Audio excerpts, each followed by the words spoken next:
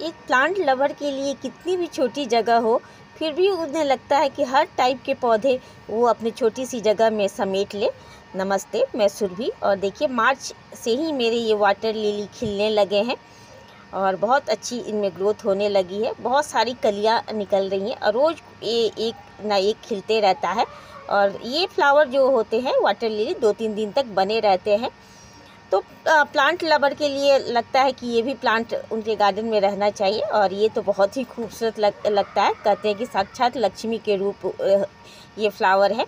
और देखिए, और ये जलकुंभी है, यानी जो तालाब और गाँवों में ये जंगल की तरह दिखता है, लेकिन ये तो हमारे लिए जलकुंभी क्या, ये बहुत खूबसूरत पौधे। ये 10 रुपये के मैंने स्टिक लेके आई थी, जो कि बहुत खूबसूरत एकदम, इसकी जो पत्तियाँ होती है बहुत शाइनिंग होती है और इसमें फ्लावर तो मतलब बहुत खूबसूरत मोर पंखी की तरह डिफरेंट कलर के आते हैं, इसके पत्तियों में होती है।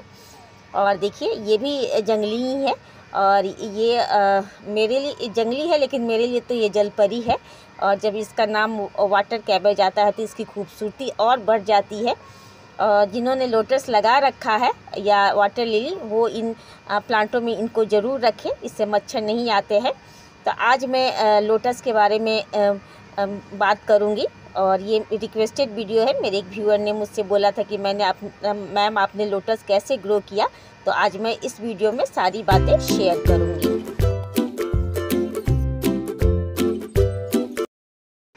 तो देखिए, कुछ महीने पहले मुझे ये एक व्यूअर ही मेरी थी, वो लोटस का वो सेल करती हैं। तो उन्होंने कहा था कि वो शायद गांव साइड एरिया में रहती है। तो उन्होंने कहा था कि मैम मेरे से लेके अगर कोई लेना चाहता है तो आप बता दीजिएगा। तो मैंने बोला मैं वैसे तो नहीं लूँगी, हाँ कुछ पैसे मैं दे के लूँगी। तो उन्होंने कुछ मुझे वाटर लिली भेजा था पर्पल कलर वाला, और कुछ मुझे लोटस भेजा था। जो पर्पल कलर वाला वाटर लिली होता है वो पत्तियों से भी ग्रो हो जाता, वो मेरे पास नहीं था। तो देखिए, ऐसे प्लांट आए थे। ये वीडियो मैं शेयर कर चुकी हूँ, आप मेरे देख सकते हैं सुरभि गार्डन नेचर में। मेरे उसमें मैंने पूरे डिटेल से बताया है कि कहाँ से मैंने लिया है और कितने दाम में लिया है। तो मैं अगर उनका कॉन्टेक्ट नंबर आपको चाहिए तो मैं दे दूँगी। और वैसे मैंने इनसे पैसे दे के बाई किया था। और कुछ तो मेरे एक व्यूअर हैं जो कि स्टूडेंट हैं, मैंने उनको एक बार, जैसे आप लोगों को प्लांट फ्री ऑफ कॉस्ट में देती रहती हूँ, तो उनको मैंने भेजा था। मैंने उन्हें कभी नहीं देखा, बस लकी ड्रा में उनका नाम निकला था और वो भी दिल्ली से ही हैं। तो उन्होंने मुझे दिया, देखिए कितना सारा दिया।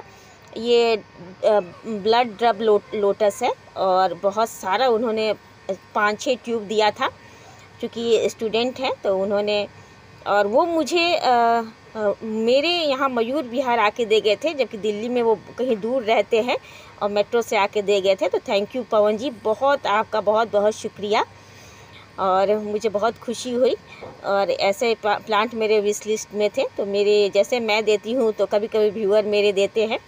और देखिए, ये ज्योति जी का है, जो कि टाइम नहीं मिलने के कारण मैं छोटे से बाउल में मिट्टी और पानी करके रख दी हूँ। तो मैं इस वीडियो में, जैसे कि मेरे व्यूअर गगन जी, उन्होंने पूछा था कि मैडम कैसे लगाया, तो मैं कैसे लगाया और उसका रिज़ल्ट भी बहुत अच्छा आया। मैं लास्ट में दिखाऊंगी कि कैसे आया। तो लोटस के लिए एक आपको बड़ा टब लेना पड़ेगा, जितना बड़ा टब लीजिएगा उतना ही अच्छा है। और इसके लिए आपको चिकनी मिट्टी लेनी पड़ेगी। और देखिए, ये मैं बचा के रखी हुई हूँ। जो कलकत्ते वाली वैरायटी आती है ना, वो मिट्टी चिकनी मिट्टी होती है।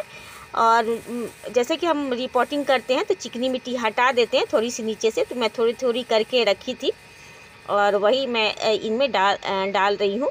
और चिकनी मिट्टी और इसमें रेड सॉइल भी मिला दे तो भी अच्छा होता है।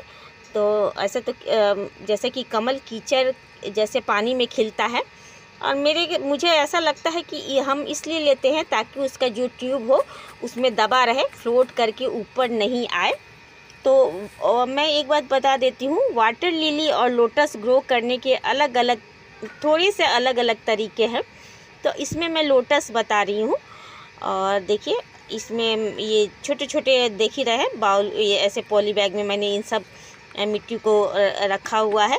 और ये सारे चिकनी मिट्टी मैंने बचा के रखे लोटस के लिए ही। जब वो दे के गए थे तो मैं थोड़ी सी नर्सरी से भी लेके आई थी। और ये मिट्टी मैं फेंकती नहीं हूँ, रखी रहती हूँ साइड में, कुछ कुछ मैं यूज करती रहती हूँ। जैसे मैं व्यूअर को प्लांट भेजती हूँ तो थोड़ी सी मिट्टी और ये कोकोपीट लगा के भेजती हूँ, वो होल्ड करके रखते हैं कटिंग को। और देखिए कंपोस्ट यूज कर रही हूँ। तो कंपोस्ट बाद में मुझे किसी ने कहा कि बर्मी कंपोस्ट मत यूज कीजिएगा, क्योंकि उसमें बर्मी कभी कभी होते हैं जो कि ट्यूब ख़राब कर सकते हैं। तो मेरे पास तो कंपोस्ट था तो कंपोस्ट डाला था उस टाइम। बाद में जब मैंने किसी से पूछा तो उन्होंने बताया कि गोबर की पुरानी खाद डालिएगा तो बहुत अच्छा है। तो कोई नहीं, कंपोस्ट भी जिसके पास गोबर की खाद नहीं हो पुरानी, वो कंपोस्ट यूज कर सकते हैं। और थोड़ी सी नीम खली, और ज़्यादा कंपोस्ट मत डालिएगा, क्योंकि लगाते समय ज़्यादा खाद की ज़रूरत नहीं होती है, बस इसको सेट होने की पहले ज़रूरत होती है।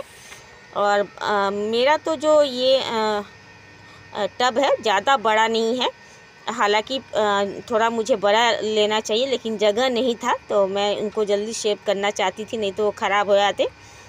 उसके बाद ये जो मिट्टी है, मिट्टी को थोड़े देर इसको पानी से भिगो के रखें ताकि ये थोड़ा सा कीचड़ टाइप का हो जाए। और ये चूँकि चिकनी मिट्टी है तो ये जब ये गलेगी, जब पानी के संपर्क में आएगी तो ये अपने कीचड़ की तरह ये सौगी सौगी सा हो जाएगा।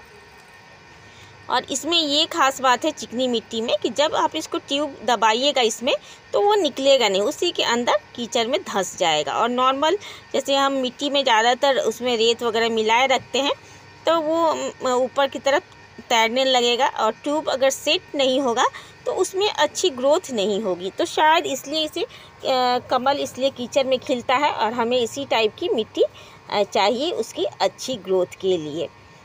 तो देखिए अभी ये थोड़ा सा इसको भीगने में टाइम लगेगा, क्योंकि चिकनी मिट्टी गलने में थोड़ा टाइम लगता है। और अगर कंपोस्ट नहीं है तो लीफ कंपोस्ट भी मिला सकते हैं, बर्मी कंपोस्ट भी मिला सकते हैं, गोबर की खाद भी मिला सकते हैं, ऐसा कुछ नहीं है। अगर आपके पास गोबर की खाद है तो बहुत बेस्ट है, क्योंकि मैं गोबर की खाद तो ज़्यादातर बर्मी कंपोस्ट यूज़ करती हूँ, लेकिन जो मेरे बल्ब वाले प्लांट हैं जैसे कोई भी लिली हुआ, रेन लिली हुआ या कलाडियम वगैरह हुआ, तो मैं गोबर की खाद नर्सरी से थोड़ी लेके आती हूँ। और देखिए थोड़ी सी और मिट्टी मिट्टी कम है तो थोड़ी सी देखिए कितनी ये हार्ड एकदम चिकनी मिट्टी है। ये कलकत्ते वाली देखिए इसी में प्लांट आए थे तो मैं थोड़ी थोड़ी निकाल के इसमें बचा के रखती हूँ। शहरों में मिट्टी मिलना बहुत मुश्किल है, तो मैं थोड़ी थोड़ी मिट्टी निकाल के और जो अपने कंपोस्ट किचन वेस्ट से निकालती है उसमें और रेत मिला के इन्हें लगाती रहती हूँ प्लांट वगैरह। तो इसको थोड़ा सा गलने में टाइम लगेगा, तो इसको छोड़ देंगे। और लोटस या वाटर लिली हो और उसको फुल सन में धर। देखिए मैं टब को छत पर लेके आई हूँ और देखिए ऐसे लंबे, मैं तो पहली बार मैं भी ग्रो कर रही थी और समझ में नहीं आ रहा था कि इसका किधर मैं इसका ये दबाऊँ, क्या करूँ। फिर भी मैंने यूट्यूब से देख के मैंने ऐसे किनारे किनारे, किसी ने कहा था कि बिल्कुल बीच में लोटस ना रखे, उसके ट्यूब ना रखे, थोड़ा किनारे किनारे करके रखे कि शायद ये फैलता है या कुछ भी। तो उसी के अनुसार मैंने साइड में इनको रखा। देखिए बहुत सारे उन्होंने मुझे लोटस दिया और बहुत खूबसूरत ये वैरायटी है। ड्रॉप ब्लड ड्रॉप कुछ ऐसा ही है लोटस की वैरायटी। और जो ज्योति जी ने मुझे भेजा था वो पनामा करके वैरायटी थी, और एक वैरायटी थी मुझे याद नहीं है। और उन सारे सर्दियों में तो ऐसे लग रहे थे जैसे मेरे सारे मर गए हैं। और देखिए उसके बाद थोड़ी देर बैठने के बाद धीरे धीरे पानी डालेंगे, एकदम ज़ोर से नहीं डालेंगे कि ट्यूब बाहर ना आ जाए। और उसके बाद से ऊपर तक पूरा पानी से फिल कर देंगे और इसको फुल सन में रखेंगे। जितनी तेज़ धूप मिलेगी उतना ही इनमें अच्छी ग्रोथ होगी। तो पूरा जितना बड़ा टब लीजिएगा उतना ही अच्छा से लोटस ग्रो करेगा। और मेरा तो उतना बड़ा नहीं है, छोटा ही है। और कुछ कुछ इनमें पत्ते निकले हुए थे तो वैसे ही मैंने लगाए कि पत्तों का भाग ऊपर रखे। और ये मेरे ख्याल से 2-3 महीने, 1-2 महीने में इनमें पत्ते आना शुरू हो गए थे छोटे छोटे। लेकिन जैसे विंटर आया पूरे ऐसे बस वाटर कैबेज थे, ख़राब हो गए थे।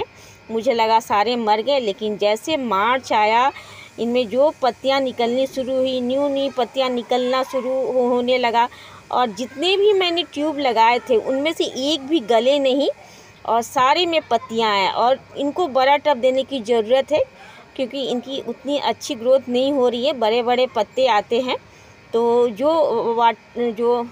लोटस लगाए हुए हैं प्लीज़ मुझे सजेस्ट कीजिएगा कि और क्या इससे बड़ा टब दूँ। छोटे टब के कारण छोटे इसमें पत्तियां आती है क्या। देखिए कुछ वाटर कैबेज मैं इनको कंपोस्ट बनाने में निकाल दूंगी क्योंकि ये बहुत सारे न्यूट्रिशन ले रहे हैं। तो वाटर कैबेज ऊपर ज़रूर रखिएगा, इससे मच्छर नहीं आते हैं। जो लोटस वगैरह लगा रखे हैं वाटर लिली, और अब फ्लावर जब भी आएंगे मैं आप लोगों से ज़रूर शेयर करूँगी। और मुझे ज़रूर बताइएगा जिन्होंने लोटस लगा रखा है कि फ्लावर इनमें कब तक आते हैं। वैसे इनको मैच्योर जितने भी ट्यूब थे सारे मैच्योर थे। तो मेरे देखने वाले व्यूअर अगर जिन्होंने लोटस लगाया मुझे ज़रूर सजेस्ट कीजिएगा, और फ्लावर आएगा तो मैं ज़रूर आप लोगों से शेयर करूँगी। Thank you.